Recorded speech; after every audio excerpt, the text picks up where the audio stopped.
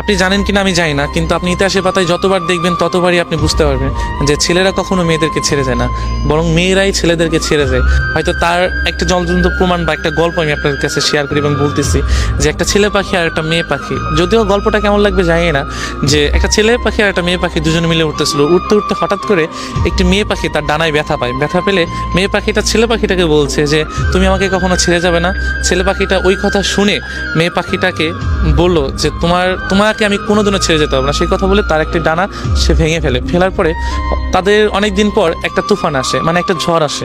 হ্যাঁ, ঝড় আসার পরে তখন অনেক ঝড় আসতেছে, যে এমন ঝড় তাদের বাসা আর থাকবে না।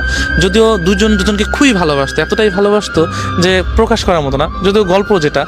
তো ছেলে পাখিটা বলতেছে যে তুমি চলে যাও, ভালো একটা জায়গায় চলে যাও, ঝড় শেষে তুমি আমার কাছে আবার ফিরে এসো।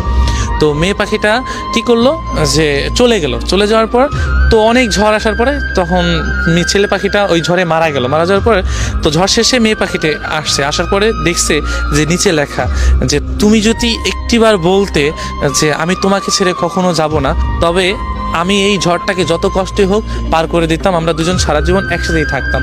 তো এই লেখাটা দেখে মেয়ে পাখিটা কান্না করছে। সো কান্না করে কি হবে, যে চলে যাওয়ার তো চলেই গিয়েছে। তো আমরা না ভালোবাসা মানুষগুলোকে না চলে যাওয়ার পর বুঝে, আগে না। তো ইতিহাসের পাতা আপনি যতই দেখবেন ততই আপনারা বুঝতে পারবেন